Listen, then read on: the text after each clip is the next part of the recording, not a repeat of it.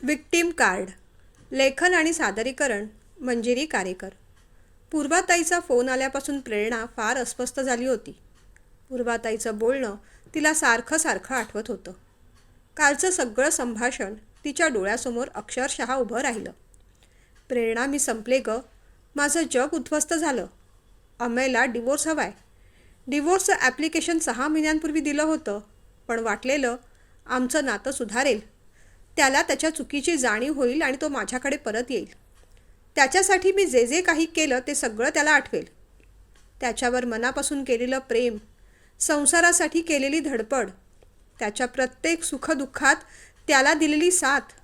पण तो सगळं विसरला. सगळं विसरून आणि मला दुःखाच्या खाईत लोटून तो मात्र आनंदात आहे. तो आनंदात असावा असा माझा अट्टाहास होताच. त्याच्यासाठीच तर मी एवढी धडपड करत होते. पण त्याने मात्र माझी कधीच पर्वा केली नाही. त्याने स्वतःचा मार्ग निवडला. मला एकटीला सोडून तो निघून गेला. पूर्वाताई रडत रडत बोलत होती. प्रेरणाला धक्का बसला. जिजू निघून गेले? कुठे निघून गेले? आणि तू मला सांगितलं देखील नाहीस? ताई, आई बाबा गेल्यापासून आपण दोघी बहिणीच एकमेकींसाठी आहोत ना? विसरलीस का गं? आपलं नशीब पण असं, तू एका टोकाला, मी दुसऱ्या. त्यात मीही माझ्या व्यापात अडकले आहे. पण तरीही एवढी मोठी गोष्ट तू माझ्यापासून का लपवलीस? मागे मी तुला फोन केला होता तेव्हा तर म्हणाली होतीस सगळं छान चाललंय म्हणून. मग तेव्हाच ही गोष्ट का नाही सांगितलीस? हे नातं डिवोर्सपर्यंत गेलं तरी मला मात्र काहीच माहीत नाही. आणि जिजूंना असं अचानक काय झालं? तुमची काही भांडणं होती का? का काही गैरसमज झाले आहेत? मला सगळं नीट ऐकायचं आहे. तू आधी रडणं थांबव. आपण याच्यावर नक्कीच काहीतरी मार्ग काढू. मी जिजूंशी बोलेन, त्यांना समजावेन. तुझा संसार मी असा मोडू द्यायचे नाही. विश्वास ठेव. प्रेरणा समजावत राहिली. अगदी तत्काळ तिकीट बुक करून ती बेळगावहून पुण्याला यायला सुद्धा निघाली. पूर्वाताईचं नशीब पहिल्यापासून खडतर. लग्न झाल्यापासून तर बिचारीचे अधिक हाल झाले. जिजूंचं पहिलं अफेअर होतं हे माहीत असूनही ती लग्नाला तयार झाली होती. त्यांच्या सगळ्या चुका माफ करून तिने मोठ्या मनाने त्यांना स्वीकारलं होतं. त्यांच्या संसारासाठी ती खपली होती. त्यात 2दा तिचं मिसकॅरेज देखील झालं. तेही बिचारीने सहन केलं. ती आजारी असतानाच सासू सासरे तिच्या दिरांकडे निघून गेले आणि बिचारी ती एकटी पडली. नोकरी करायची इच्छा होती, पण जिजूंनी त्यांना कधी परवानगी दिली नाही, सपोर्ट केला नाही. तिचं स्वतःचं असं काही अस्तित्व उरलंच नाही. लग्नाच्या आधी जिजू म्हणाले होते की माझा आता त्या मुलीशी काहीच संबंध नाही. पण त्यांनी अफेअर चालू ठेवलं आणि आता त्याच मुलीबरोबर लिव्हिंगमध्ये राहतात. बिचारी ताई एकटी पडली. जिजू तिला धमकावतायत की हे घर सोडून जा. पण ती बिचारी अबला नारी कुठे जाईल? हे घर तिच्या हक्काचं नाही का? ते डिवोर्स मागतायत. म्हणजे एकदा का डिवोर्स झाला की ताईला घरातून बाहेर काढायचं आणि त्यांच्या त्या मैत्रिणीला घरात आणून ठेवायचं. त्या मुलीचं नाव ती आठवू लागली. हां, अदिती. या मुली तरी कशा असतात? स्त्रियाच स्त्रियांच्या खऱ्या शत्रू असतात. एका लग्न झालेल्या माणसाबरोबर लिव्ह इनमध्ये राहायला हिला लाज कशी वाटत नाही? या अशा बायका होम ब्रेकर असतात. तिला जिजूंशी संसार करायचा होता तर तेव्हाच लग्न करायचं होतं. पण तेव्हा तर तिने रिलेशन मोडलं आणि आता त्यांचं लग्न झाल्यानंतर पुन्हा माझ्या ताईच्या संसारात ढवळाढवळ करते. अशा मुलीला काय म्हणायचं? या अशा मुली विषारी असतात. कधी दंश मारतील सांगता यायचं नाही. आणि हे असं वागून त्यांना काय मिळतं? चांगला चाललेला संसार मोडून हिच्या पदरात तरी कसं सुख राहणार आहे कुणास ठाऊक. मुळात या असल्या मुलींवर एवढे घाणेरडे संस्कार कसे झालेले असतात? आणि ही काही एक घटना नाही, अशा अनेक घटना आजूबाजूला घडतायत. तिला लगेचच तिच्या नवऱ्याच्या सुबोधच्या ऑफिसमधली शर्लिन आठवली. या शर्लिनमुळेच गेले कित्येक महिने तिला मनस्ताप झाला होता. बिचाऱ्या सुबोधवर नको नको ते आरोप तिने केले होते. सुबोधसारख्या सज्जन माणसावर, त्याच्या चारित्र्यावर शिंतोडे उडवले होते. सगळं वेळीच सुबोधने सावरलं म्हणून, नाहीतर ऑफिसमध्ये किती बदनामी झाली असती. या मुलींचं हे असंच असतं. सरळ मार्गाने पैसा कमवता येत नाही म्हणून असे आडमार्ग पकडायचे. चांगल्या पुरुषांना आपल्या जाळ्यात ओढायचं, त्यांच्या पैशासाठी लग्नाचं नाटक करायचं आणि त्यांना कंगाल करून सोडलं की मग दुसरा पार्टनर शोधायचा. या विचारानेच तिच्या अंगावर शिसारी आली. सुबोधच्या आठवणीने मात्र तिला जरा छान वाटलं. सुबोधसारखा नवरा मिळणं खरंच भाग्याची गोष्ट आहे. ताईचा असा प्रॉब्लेम आहे कळल्यावर त्याने लगेचच तिकीट बुक करून दिली आणि म्हणाला, तू वाटेल तितके दिवस ताईसोबत राहा. इथली काळजी करू नकोस, मी सगळं मॅनेज करीन. सध्या ताईला सावरणं महत्त्वाचं आहे. त्या शर्लिन प्रकरणामुळे बिचारा किती डिप्रेस झाला होता. आठवडाभर ऑफिसमधून सुट्टी घेऊन घरी राहिला होता. इतका बिथरला होता की बेडवरून उठलाही नव्हता. ते सगळे दिवस आठवून आजही अंगाचा थरकाप होतो. रात्री रात्री दचकून जागा व्हायचा. माझ्या गळ्यात पडून रडायचा. म्हणायचा, तू आहेस म्हणून तरी जगतोय मी, नाहीतर केव्हाच आत्महत्या केली असती. शर्लिन त्याला ब्लॅकमेल करत होती. सगळे खोटे पुरावे तिने जमा केले होते. शेवटी 1,00,000 रुपये देऊन तिचं तोंड गप्प करावं लागलं होतं. प्रेरणाला त्या सगळ्या गोष्टी आठवल्या. त्या शर्लिनबद्दल प्रचंड चीड आली. तिने स्वतः तिच्या बँकेतून पैसे काढून आणले होते. तिच्या कष्टाचे पैसे होते, पण अशा नीच बाईला ते द्यावे लागले होते. काय करणार? जेव्हा संसाराचा, नवऱ्याच्या अस्तित्वाचा प्रश्न येतो तेव्हा पैशाकडे पाहून चालत नाही. तरी प्रेरणा म्हणत होती, आपण सरळ पोलिसांकडे जाऊ. पण सुबोध तयार नव्हता. तो बिचारा घाबरला होता, कारण त्याने त्याचीच अधिक बदनामी झाली असती. सगळे कायदे बायकांच्या बाजूने, त्यात ऑफिसमधला स्टाफ, बॉस, या सगळ्यांना स्त्री म्हणून तिचीच सहानुभूती. बिचारा सुबोध एकटा पडला असता. बदनामी झाली असती ती वेगळी, कदाचित नोकरीसुद्धा गेली असती. हे संकट तात्पुरतं टळलं असलं तरी अजूनही डोक्यावर टांगती तलवार होती, कारण ती शर्लिन अजून त्याच्याच डिपार्टमेंटमध्ये काम करत होती. सुबोध म्हणत होता की त्याने फक्त कामापुरतेच तिच्याबरोबर संबंध ठेवलेले आहेत. अलीकडे बिचारा ऑफिसच्या पार्टीजना, पिकनिकला कुठेही जात नाही. फक्त ऑफिसची टूर कामानिमित्त असली तर मात्र जावं लागतं. सुबोधच्या विचाराने तिला गिल्टी वाटू लागलं. जेव्हा आपल्याला निनावी पत्र आलं होतं, त्या दोघांचे एकत्र असलेले फोटो आले होते, तेव्हा आपणही सुबोधला किती दोष दिला होता. कोणतीही शहानिशा न करता त्याच्याशी संबंध तोडून टाकायला आपण तयार झालो होतो. बिचारा एकटा त्या परिस्थितीमध्ये झुंजत होता, लढत होता. त्या दिवशी बिपिन वेळेवर पोचला नसता तर सुबोध त्या झोपेच्या गोळ्या घेऊन, नाही, नको, तो विचार आणि आठवण देखील नको. त्या दिवशी बिपिनने समजावलं म्हणून, नाहीतर आज आपण सुबोधला देखील गमावून बसलो असतो. आजकाल टेक्नॉलॉजी एवढी पुढे गेली आहे की हे पत्रच काय, हे असले फोटोसुद्धा एडिट करून सहजपणे मिळतात. पण तुला तुझ्या प्रेमावर, अगं ती शर्लिन तशीच मुलगी आहे. तीच सुबोधच्या मागे मागे करत असते. आता ऑफिसच्या कामाच्या निमित्ताने दोघांचं बोलणं होतं. मागे तर एकदा दोघांना ऑफिसच्या कामासाठी एकत्र बाहेर देखील जावं लागलं होतं. आता कॉर्पोरेट ऑफिस म्हटल्यानंतर या सगळ्या गोष्टी होणार. एकत्र जाणं येणं, उठणं बसणं सगळं होणार.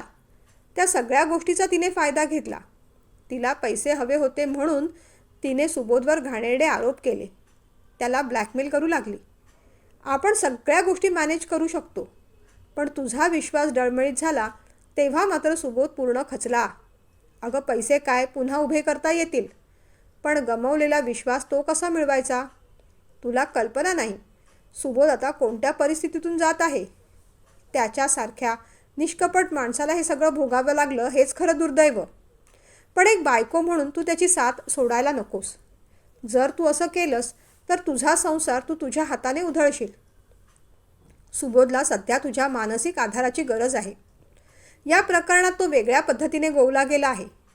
कोणाच्याही बोलण्यावर विश्वास ठेवून आपल्या नवऱ्यावर अविश्वास दाखवू नकोस. असलेलं हे नातं तोडू नकोस. त्यानंतर मात्र आपले डोळे चांगलेच उघडले होते.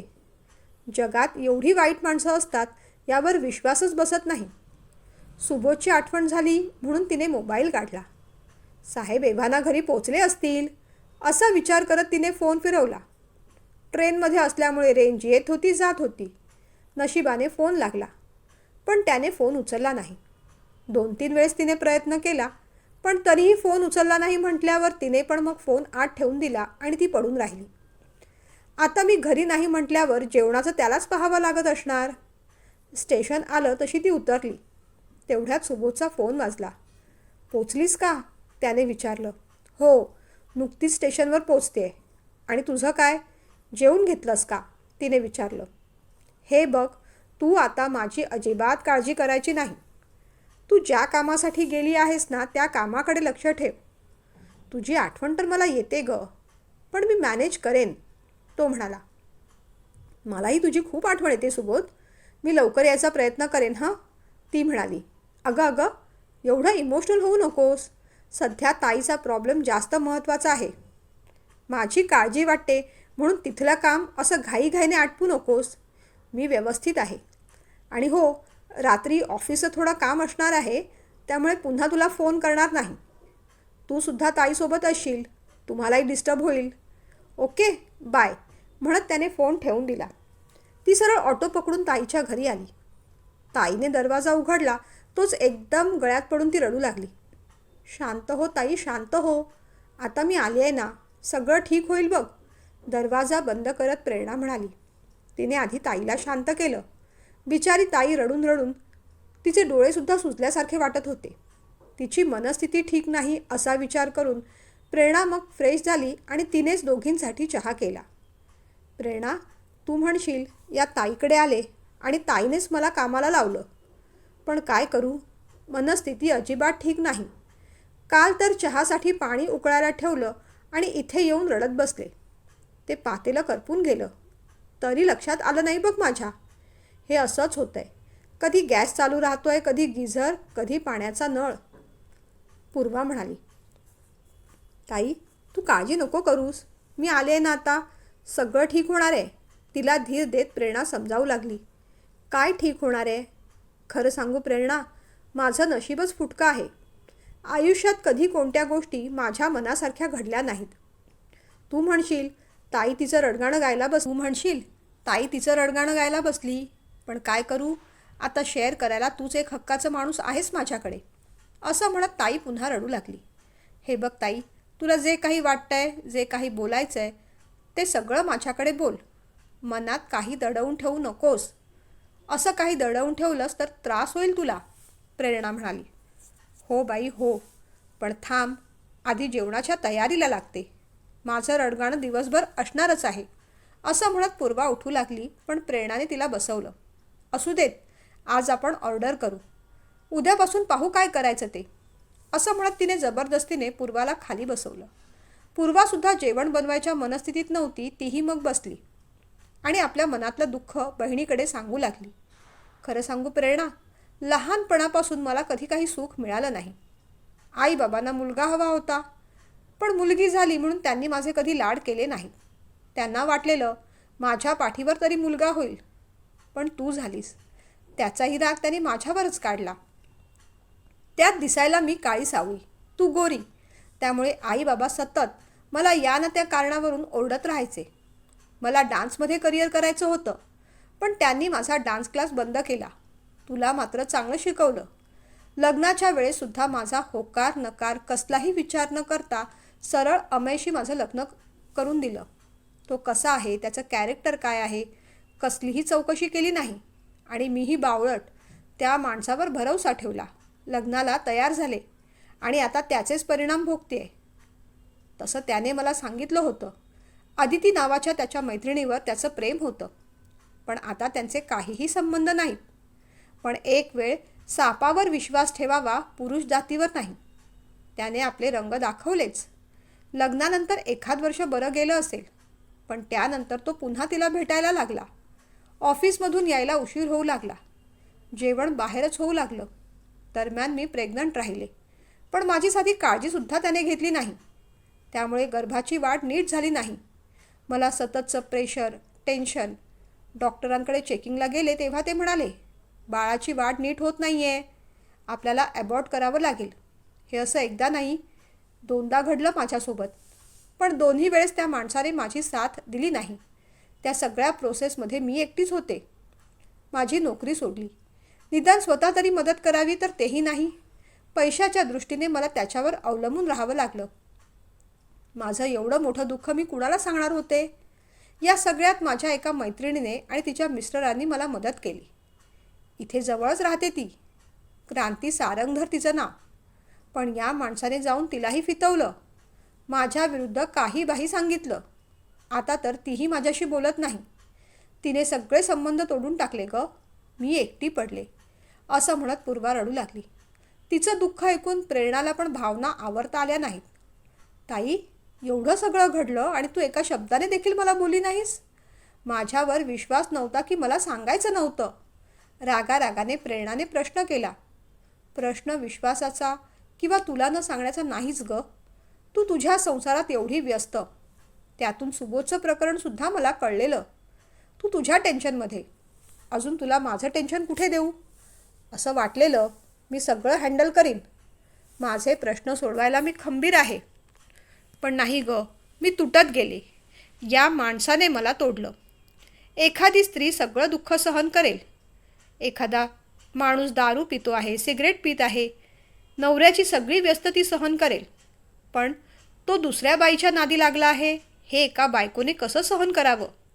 अलीकडे तर अमयचं दारूचं व्यसन पण वाढलं होतं. तो घरी यायचा, तो दारू पिऊन आणि मग मला मारहाण करायचा.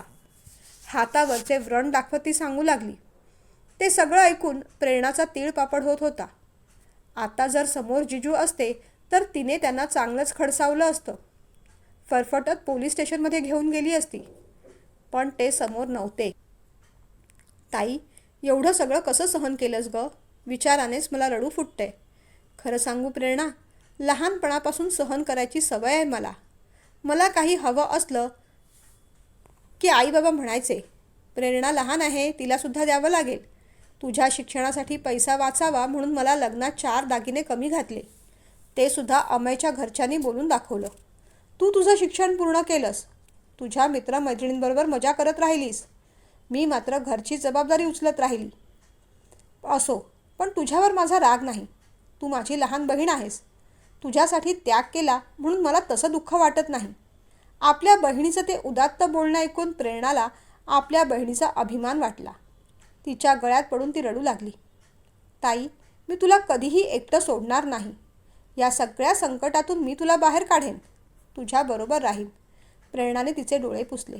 आता पुढे काय करायचं ठरवलंयस? प्रेरणाने विचारलं. माझ्या ठरवण्याने काय होणार आहे? पण खरं सांगू, आता मला या माणसाबरोबर राहायची अजिबात इच्छा नाही. वेगळं व्हायचं आहे मला. पण अमयला मी असं सोडणार नाही. त्याने माझं आयुष्य उद्ध्वस्त केलं आहे. म्युच्युअल कन्सेंटमध्ये डिवोर्स मागतोय तो, पण मी देणार नाही.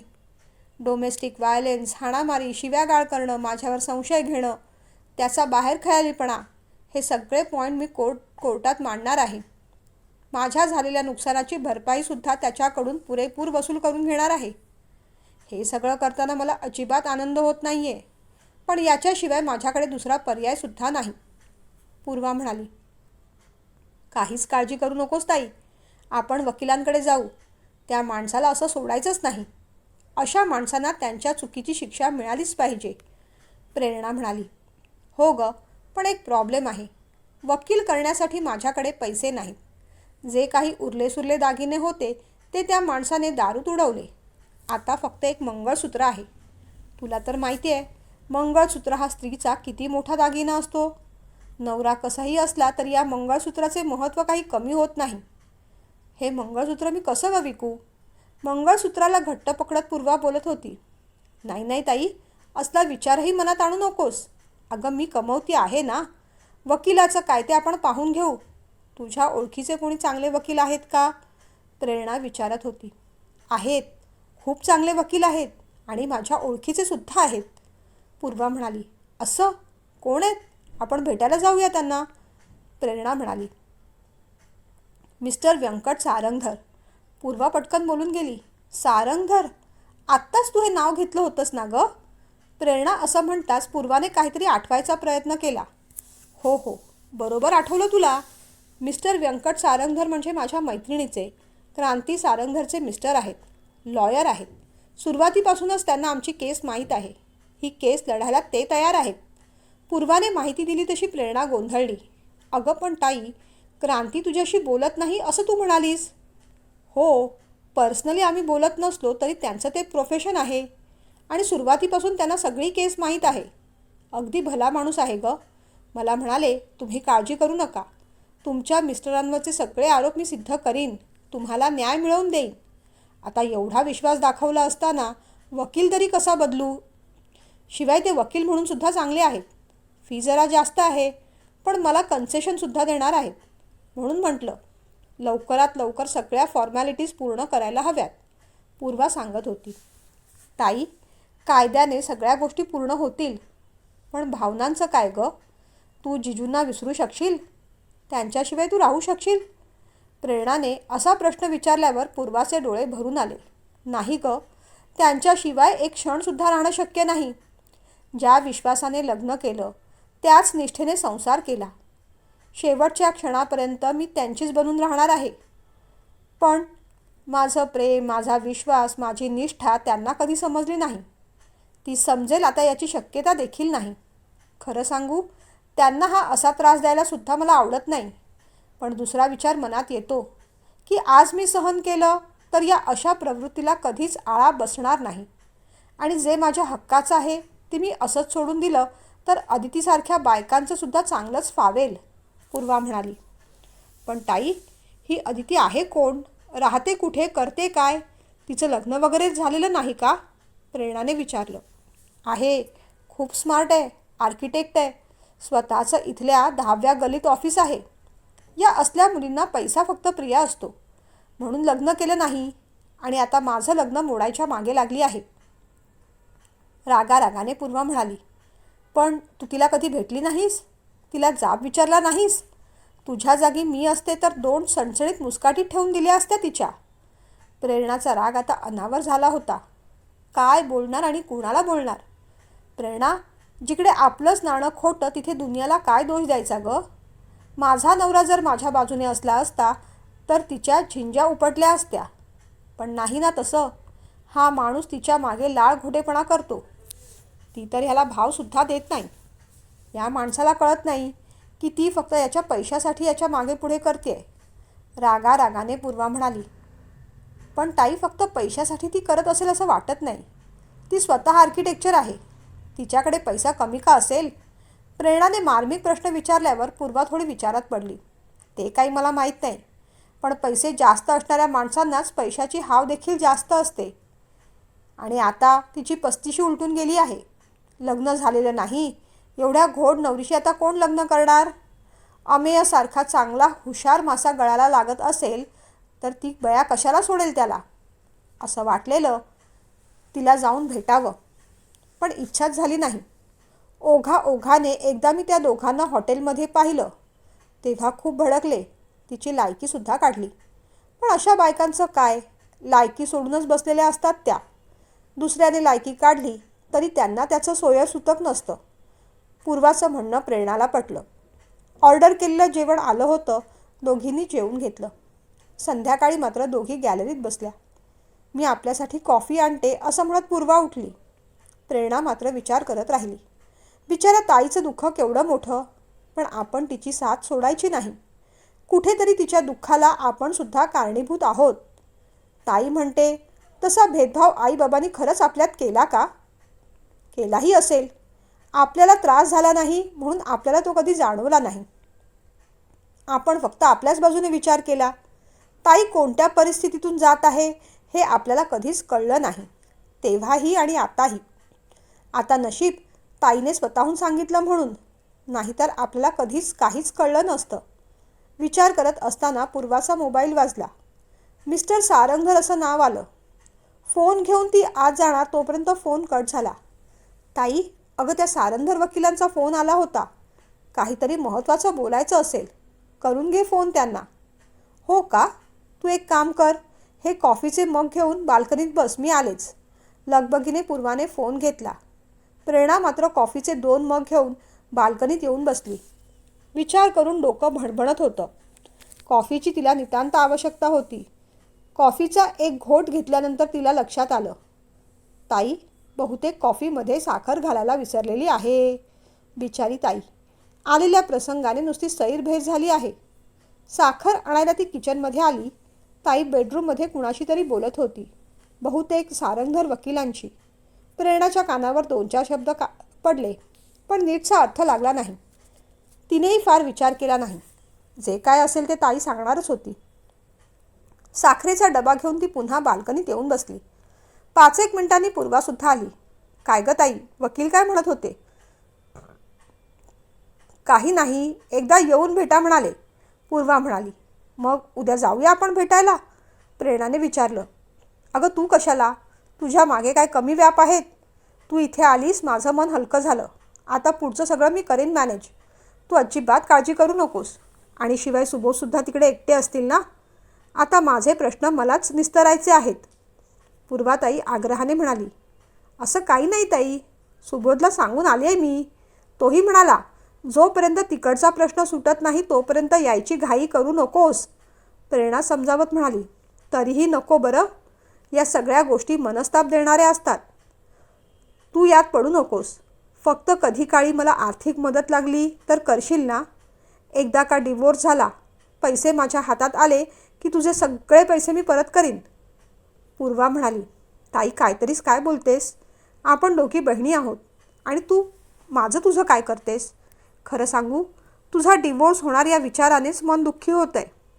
तुझं लग्न झालं होतं तेव्हा विचार केला होता. आता घरात अमेय जिजू आले, त्यांच्या रूपाने मला मोठा भाऊ मिळाला. खरंच ग, सुरुवातीला ते किती चांगलं वागायचे. आईबाबांची केवढी काळजी घ्यायचे. मलाही असं वाग, तसं वागू नकोस असं प्रेमाने समजवायचे. एकदम असे कसे काय बदलले? खरंच विश्वास वाटत नाही आहे. असं वाटतं काहीतरी जादू व्हावी, अमेय जिजूंना सद्बुद्धी व्हावी आणि ते तुझ्याकडे परत यावेत. खरंच ताई, एकदा बोलू का ग मी त्यांच्याशी? तसं काही झालं तर तू त्यांना एकदा माफ करशील? प्रेरणाने असं विचारताच पूर्वा खवळली. काय चाललंय प्रेरणा? मी काही यंत्र आहे का ग? मला भावना नाहीत? कोणीही येऊन माझ्या भावनांशी खेळून जावं आणि प्रत्येक वेळेस मी त्याला माफ करावं? मी मुळीच माफ करणार नाही. मुळात मला त्या माणसाशी आता संसारच करायचा नाही. त्याच्यावरचा पूर्ण विश्वास उडालाय माझा. तो आपल्या घरी यायचा, आईबाबांशी चांगलं वागायचा, तुझ्याशी चांगलं बोलायचा. ते सगळं नाटक होतं. अशा माणसांचे खायचे दात वेगळे असतात आणि दाखवायचे वेगळे असतात. आणि तुला मी म्हटलं ना, तू फार या भानगडीत पडूच नकोस. जितका विचार करशील तेवढाच तुला मनस्ताप होईल. पूर्वा म्हणाली. आपली ताई किती दुखावली आहे. असा विचार करून मग प्रेरणाने विषय पुढे वाढवला नाही. वकिलांच्या मार्फत ताईचा डिवोर्स होईलच. जिजूंना काही ना काही रक्कम द्यावी लागेलच. पण त्या आदितीचं काय? ती तर सही सलामत सुटेल. तिला कोणतंही गालबोट लागणार नाही. तिला तिची चूक दाखवणारं कोणीच नाही. या अशामुळेच अशा स्त्रिया आपल्याला पाहिजे तसं वागत राहतात. प्रेरणा विचार करत राहिली. तिने रात्रीसुद्धा जेवण बाहेरूनच ऑर्डर केलं. थोड्याफार गप्पा मारून दोघी झोपायला गेल्या. पूर्वाला तर लगेच झोप लागली. प्रेरणा मात्र तळमळत राहिली. ताईच्या विचाराने ती फार दुःखी झाली होती. आईबाबांनी लहानपणी पार्शलिटी केली, आपल्यावर जास्त प्रेम केलं, आपले जास्त लाड केले. बिचाऱ्या ताईला एकटं पाडलं. अशा विचारानेच तिला आता गिल्ट वाटू लागली होती. आणि आता जिजूसुद्धा तेच करतायत. त्या अदितीच्या नादाला लागून ताईला एकटं पाडतायत. पण ताईचं जिजूंवर अजून किती प्रेम आहे हे त्यांना का कळत नाही? विचारानेच प्रेरणाला झोप आली नाही. सकाळी ती उठली. चहा पाणी झाल्यानंतर ती पूर्वाला म्हणाली. ताई, तुझ्या अकाउंटमध्ये 50,000 रुपये ट्रान्स्फर केले आहेत ना? आणखीनसुद्धा काही मदत लागली तर निसंकोचपणे माग हं. मी तुझीच बहीण आहे. मला या सगळ्या गोष्टीचा मनस्ताप होऊ नये म्हणून तू मला वकिलांकडे सुद्धा घेऊन जात नाही आहेस. पण तरी मला तुझी काळजी वाटते. हे सगळं तू एकटीने मॅनेज करू शकशील ना? काळजीने प्रेरणाने विचारलं. हो ग, करीन. आणि तसंही रोज मरे त्याला कोण रडे? माझं आता हे नेहमीचं झालेलं आहे. तू काळजी करू नकोस. तुझ्या संसाराकडे लक्ष दे. मला वाटतं आज संध्याकाळची किंवा उद्या सकाळची तिकीट मिळत असेल तर तू पुन्हा जायला हरकत नाहीस, पूर्वा म्हणाली. तिच्या त्या स्पष्ट बोलण्याचं प्रेरणाला आश्चर्य वाटलं. तिच्या खांद्यावर हात ठेवत मग पूर्वाच म्हणाली. आश्चर्य वाटतंय ना? तुझी ही ताई एवढी कणखर कशी वागते आहे? पण काय करणार, परिस्थिती माणसाला कणखर बनवते अगं. या सगळ्या गोष्टीत तुझीच असे होलपट होऊ नये असं वाटतं मला. मी खरंच सगळं मॅनेज करेन आणि तशीच काही गरज लागली तर तुला नक्की कळवेन. मग दोघी बहिणींनी प्रेमाने एकमेकींना मिठ्या मारल्या. ताई, फ्रीजमध्ये भाजी फळं काही नाही. मी राऊंड मारून येते, देवळात जाऊन येते आणि येताना भाजी फळं घेऊन येते.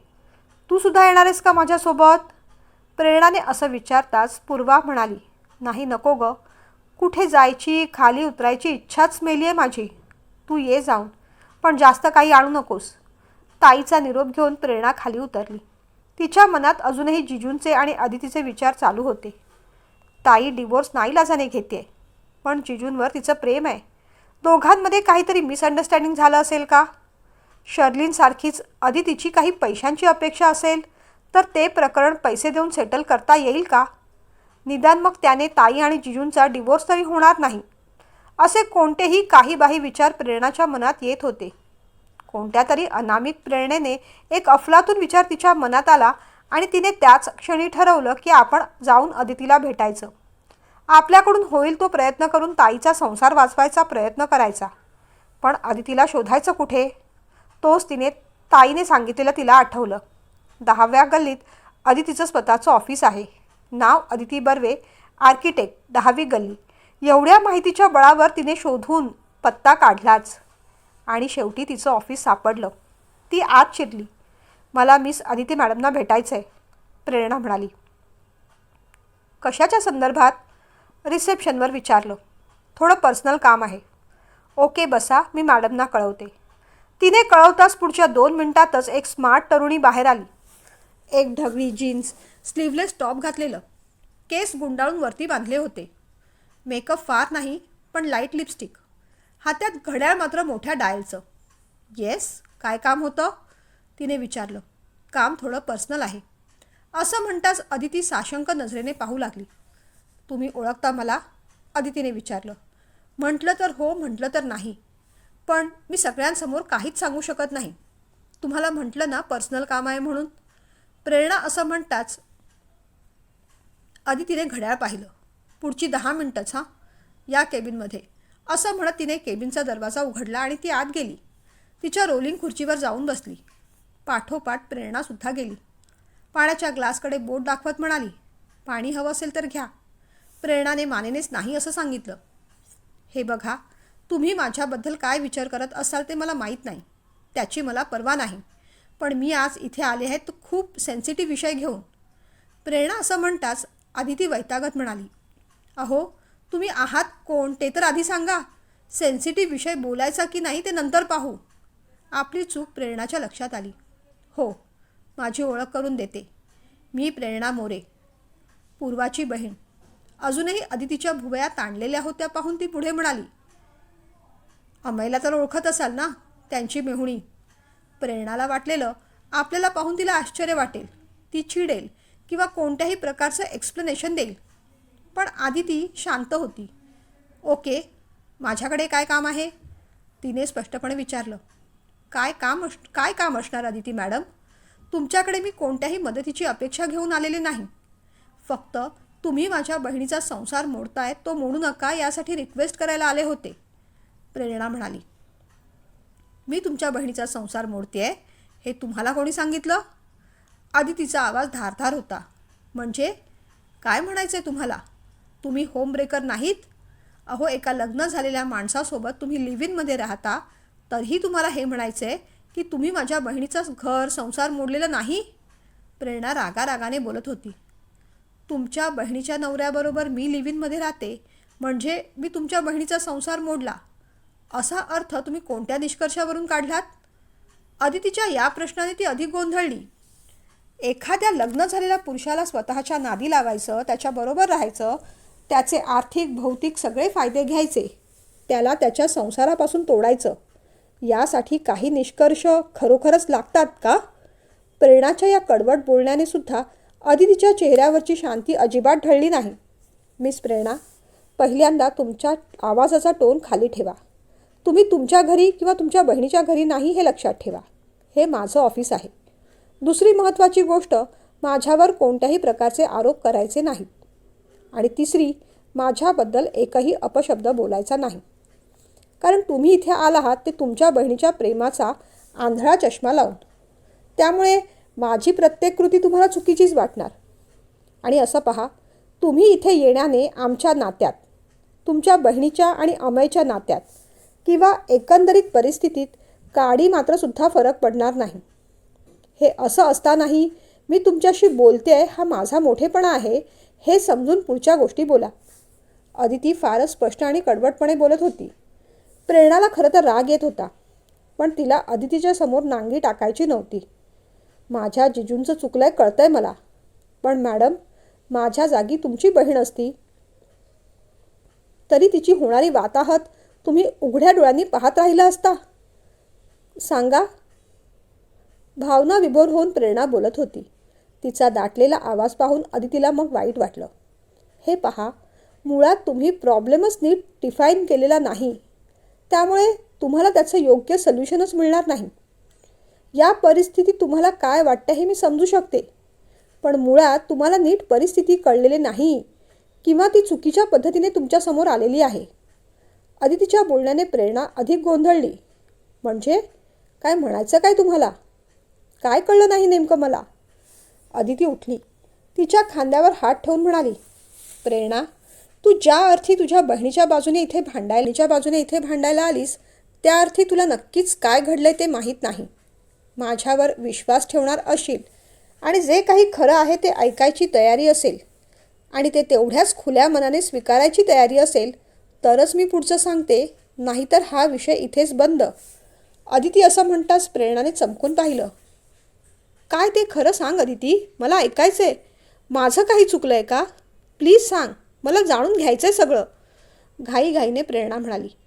एक मोठा उसासा टाकून मग अदिती पुन्हा सीटवर जाऊन बसली. ठीक आहे, अगदी सुरुवातीपासूनच सांगते. माझं आणि अमयचं एकमेकांवर प्रेम होतं. सॉरी आहे. एकदम अशी रागाने बघू नकोस, कारण जशा गोष्टी तुला कळतील तसा तुझा राग मावळणार आहे, माहिती आहे मला. तर आमच्या दोघांमध्ये एकदा गैरसमज झाले. मोठं भांडण झालं. त्यावेळेस आम्ही दोघेही तरुण होतो. वय लहान होतं आणि इगो मात्र मोठा होता. ते भांडण सुटलंच नाही. करिअरमध्ये मला चांगल्या ऑफर्स येत होत्या. त्या दरम्यान अमयसुद्धा सेटल झाला. मित्रांकडून कळलं की त्याच्या घरातले त्याच्या लग्नाचं पाहतायत. तेव्हा मला वाईट वाटलं, राग आला, पण तेव्हाही माझा इगो आड आला. नात्यातला गुंता सोडवायचा मी प्रयत्न केला नाही. त्याने एक दोनदा फोन केला, पण मनात राग होता म्हणून मी फोनही उचलला नाही. त्याने मित्रांकरवी निरोप पाठवला की नातं पुढे न्यायचं असेल तर आज संध्याकाळी भेट. पण नेमकं त्याच दिवशी ऑफिसमध्ये एक महत्त्वाचं काम आलं आणि ती वेळ मला साधता आली नाही. गैरसमज वाढत राहिले. आमचं ते नातं त्या वेळेपुरती स्थगित झालं. त्यानंतर अमयने सुद्धा मला कधीही फोन केला नाही. उलट माझा फोन नंबरच ब्लॉक करून टाकला. मी एक दोनदा भेटायचा प्रयत्न केला, पण कळलं की त्याने एका मुलीला होकार दिला आहे आणि ती मुलगी म्हणजे तुझी बहीण पूर्वा आहे. मग तर ते नातं सगळंच संपलं. पुढे 2 वर्षांसाठी मी मुंबईला गेले, तिथून पुढे बँगलोरला. 5 वर्षानंतर पुण्यात परत आले. अमय काय करतोय, त्याचं कसं चाललंय हे जाणून घेण्याची उत्सुकता होती, पण तरीही स्वतःहून मी तसा कधीच प्रयत्न केला नाही. एका कॉमन फ्रेंडकडून कळलं की तो आता दारूच्या अधीन गेलेला आहे. त्याचं आणि त्याच्या बायकोचं पटत नाही. खरं सांगू, ते ऐकून खरं तर मला आनंद व्हायला हवा होता, पण नाही झाला. उलट मला वाईट वाटलं, कारण माझं अमयवर खरं प्रेम होतं. मनापासून वाटत होतं की त्याला भेटावं, त्याचा प्रॉब्लेम जाणून घ्यावा, त्याला समजवावं, त्याच्या बायकोला समजवावं. पण उगीच त्यांच्या संसारात ढवळाढवळ नको म्हणून स्वतःहून मी कधी भेटले नाही. एक दिवस कळलं की तो खूप आजारी आहे, हॉस्पिटलमध्ये ॲडमिट आहे. मग मात्र मला राहवलं नाही. त्याला भेटायला मी तिथे गेले. मला वाटलेलं तिथे त्याच्या बायकोची म्हणजे तुझ्या बहिणीची भेट होईल, पण छे, तसं काहीच घडलं नाही. मी सकाळपासून संध्याकाळपर्यंत तिथेच होते, पण ती एकदाही फिरकली नाही. का माहिती आहे? कारण तो वेळ ती तिच्या मित्राबरोबर एन्जॉय करत होती. अदिती असं म्हणताच प्रेरणा एकदम भडकली.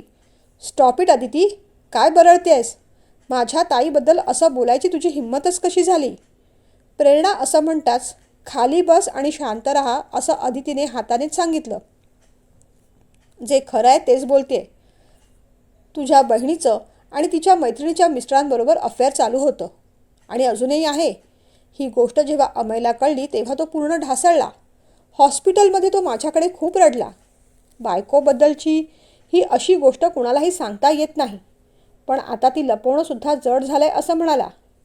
तेव्हा मग एक एक गोष्टी कळत गेल्या. लग्न झाल्यापासून लग्नाच्या आधीपासून पूर्वा फक्त विक्टीम कार्डच खेळत होती. लग्नाच्या आधी मी किती साधी आहे, घरातल्यांसाठी मी कशा कशा ॲडजस्टमेंट केल्या, या गोष्टी सांगून अमयच्या मनात सहानुभूती निर्माण केली.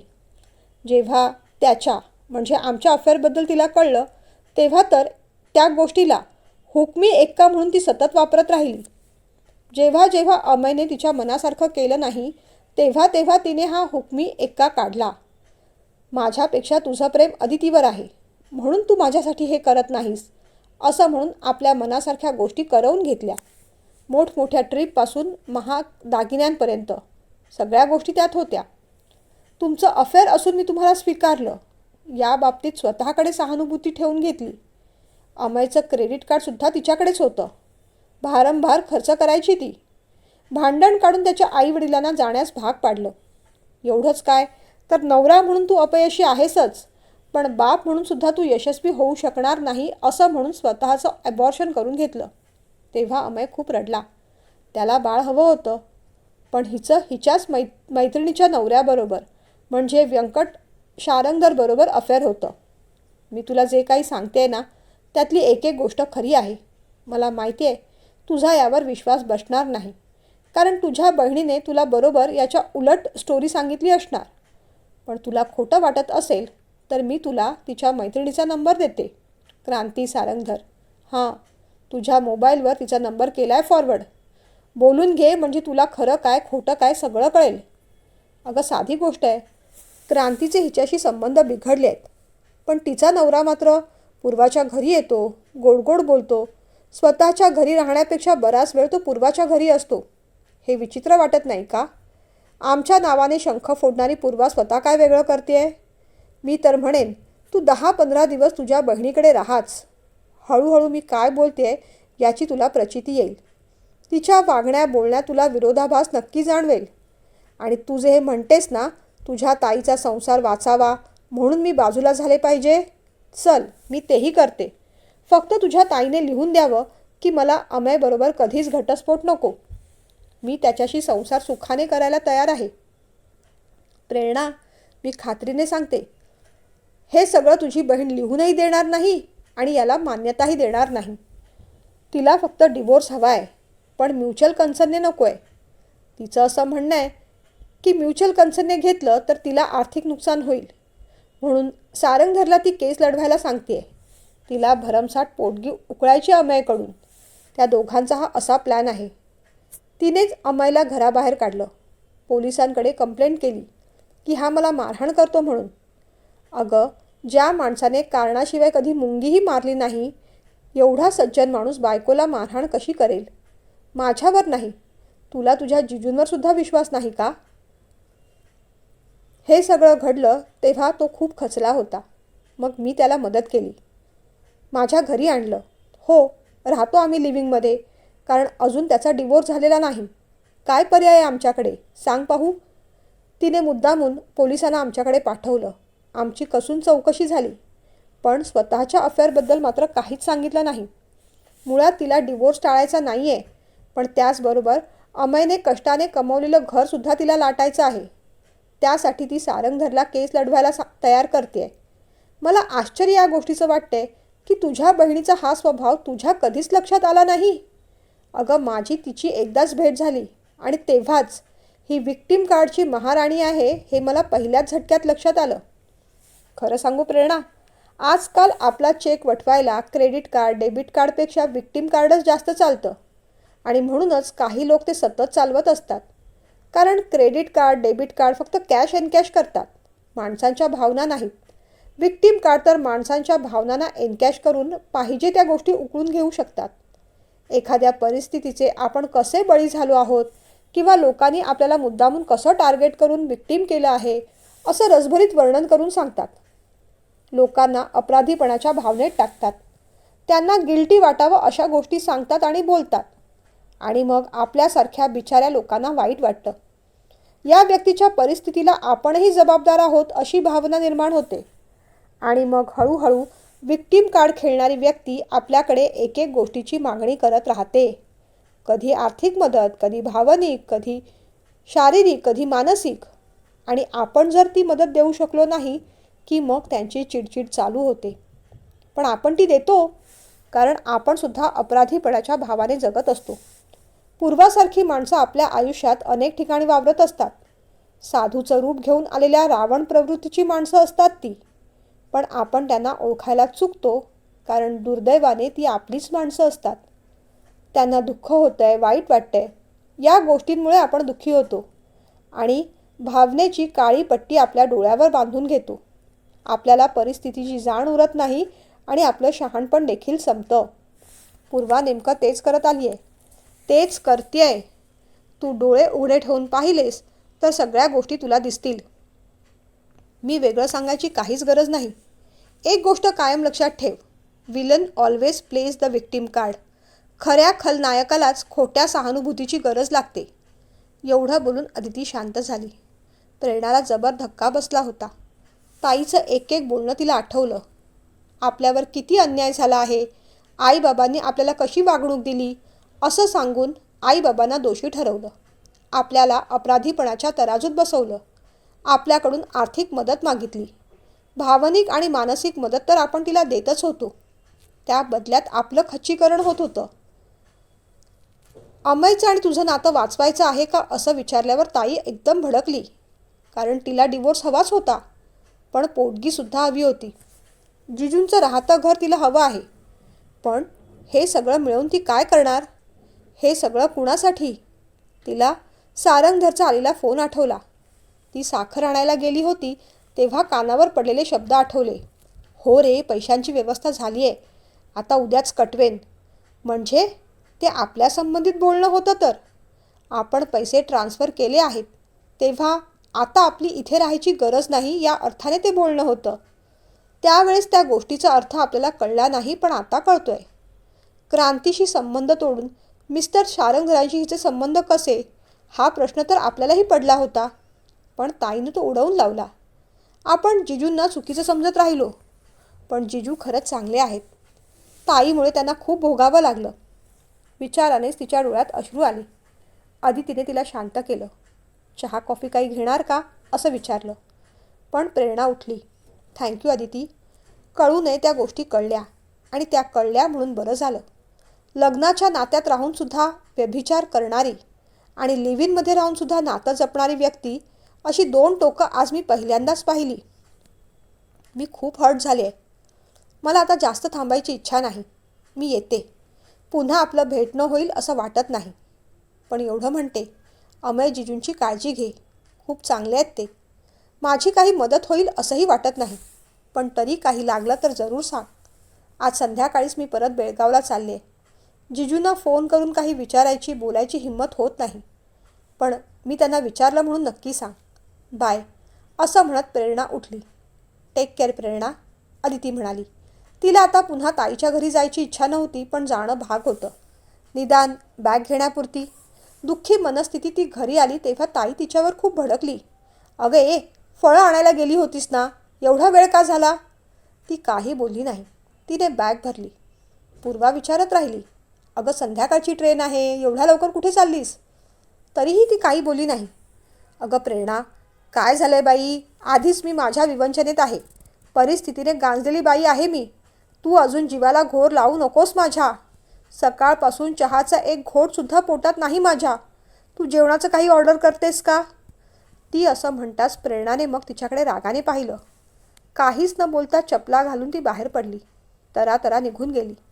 लिफ्टमधून उतरली तेव्हा एका माणसाचा धक्का लागला. त्याचं बोलणं कानावर पडलं. ए पूर्वा, तुझ्या बहिणीला कधी कटवणार आहेस? मी बिल्डिंगच्या खाली आलो आहे. जमल्यास तूही खाली ये.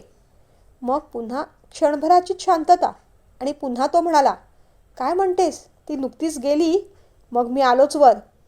हा शारंगधर असणार. काय समजायचं ते प्रेरणा समजून गेली होती. ट्रेन संध्याकाळची होती तरीही ती स्टेशनवर जाऊन बसली. 3-4 तास तिने स्टेशनवर घालवले, पण तिच्या डोक्यात विचारांचं चक्र चालू होतं. ताईचे विचार संपले होते आणि नवीन विचार सुरू झाले होते, ते सुबोधचे. सुबोध, शर्लिन, त्यांचे संबंध. सुबोधही विक्टिम कार्ड खेळतोय का? ऑफिसच्या कामानिमित्त तो 2-2, 4-4 दिवस बाहेर असतो. त्याला जराही आपली आठवण येत नाही. आतासुद्धा 2 दिवसात त्याने एकदाही फोन केला नाही. शर्लिनच्या केसमध्ये आपण पोलिसांकडे जाऊया असं वारंवार आपण म्हणत असताना तो पोलिसांकडे जायला तयार झाला नाही. का? कारण चुकी त्याचीच होती.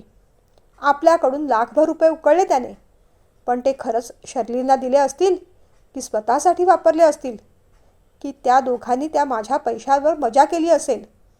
त्या दोघांच्या नात्यावर संशय घेतला म्हणून त्याने आत्महत्येचा प्रयत्न केला असं बिपिन म्हणाला. पण मी संशय का घेऊ नये याची कारणं मात्र दिली नाहीत. त्याने एवढा टोकाचा निर्णय घेतला यालासुद्धा सुबोधने बिपिन करवी आपल्यालाच दोषी ठरवून अपराधीपणाची भावना आपल्यात निर्माण करून दिली. प्रत्येक वेळेस सुबोध विक्टिम कार्ड खेळत राहिला. घरातली कोणतीही जबाबदारी त्याने कधीच उचलली नाही. जेव्हा जेव्हा त्याच्याकडून चूक झाली, रडून रडून मी किती गरीब आहे, परिस्थितीने गांजलेलो आहे, लोक माझ्याशी कसं वाईट वागतात असं म्हणून सहानुभूती मिळवत राहिला. आपण मूर्खासारखं त्याच्यावर विश्वास ठेवत राहिलो, त्याला पैशाची मदत करत राहिलो, पण त्याने आपल्यासाठी साधं कधी एक फुलही आणलं नाही. रडून रडून सांत्वना मिळवणारा सुबोध पैसे मिळाल्यानंतर अचानक खुश कसा होतो हे तिला आठवलं. फोनवर कुणाशी तरी गुलूगुलू बोलताना आपण आलो तर त्याची होणारी चिडचिड, पटकन त्याचं ते फोन कट करणं, हे सगळं तिला आठवलं. अदितीचं वाक्य तिला आठवत राहिलं. साधूच्या वेशात वावरणारी ही रावण प्रवृत्तीची माणसं आपल्या आजूबाजूलाच असतात, परंतु दुर्दैवाची गोष्ट अशी आहे की ती आपलीच माणसं असतात आणि म्हणूनच आपण त्यांना ओळखू शकत नाही. ती अगदी शांत झाली. ट्रेनची अनाउन्समेंट झाली तशी ती उठली. तेवढ्यात कुणीतरी मागून हाक मारली, प्रेरणा. तिने मागे पाहिलं.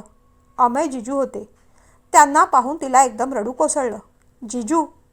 त्यांनी तिच्या डोक्यावर हात ठेवला, अगदी मोठ्या भावासारखा. तिने आधी रडून घेतलं, मग बोलायला सुरुवात केली. काय बोलावं काही कळत नाही आहे जिजू. खूप कचाट्यात अडकल्यासारखं झालं आहे. आपलीच माणसं आपल्याशीच असं का वागतात हो? आणि त्यावेळेस आपण नेमकं काय करायचं असतं? काही कळत नाही. मेंदू थकलाय आणि मन दगडासारखं झालं आहे. ती म्हणाली.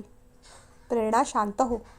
एक गोष्ट सांगतो, आजूबाजूच्या माणसांना जेव्हा आपण बदलू शकत नाही तेव्हा आजूबाजूची माणसंच बदलून टाकायची. जिजू काय बोलले त्याचा अर्थ तिला त्या क्षणी कळला नाही. ट्रेन आली होती.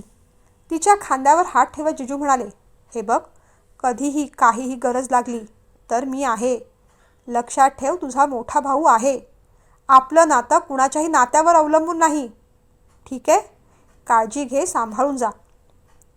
ट्रेन सुटली तसं तिला हलकं वाटलं.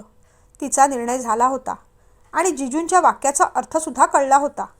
आजूबाजूच्या आपल्याच माणसांना, त्यांच्या वागण्याला, त्यांच्या स्वभावाला आपण नाही बदलू शकत, पण आपल्या हातात हे आहे की आपल्या आयुष्यातून त्यांना बदलून टाकायचं, डिलीट करायचं, काढून टाकायचं. कुठेतरी वाचलेलं वाक्य तिला आठवलं. अर्जुन, जो सामने है वो अपने है. त्यावर कृष्णाचं उत्तर, अगर अपने है तो सामने क्यों है. न्यायासाठी आणि धर्मासाठी अर्जुनासारखं आपल्यालाही कधी कधी लढावं लागतं, आपल्यांच्या विरोधात. तिचा निर्णय झाला होता. ताईच्या बाबतीत आणि सुबोधच्या बाबतीत सुद्धा. झालं तेवढं नुकसान खूप होतं, पण यापुढे तसं होणार नाही. याच आपल्या माणसांचं विक्टिम कार्ड आता यानंतर तिच्यासमोर तरी कधीच वठणारं नव्हतं.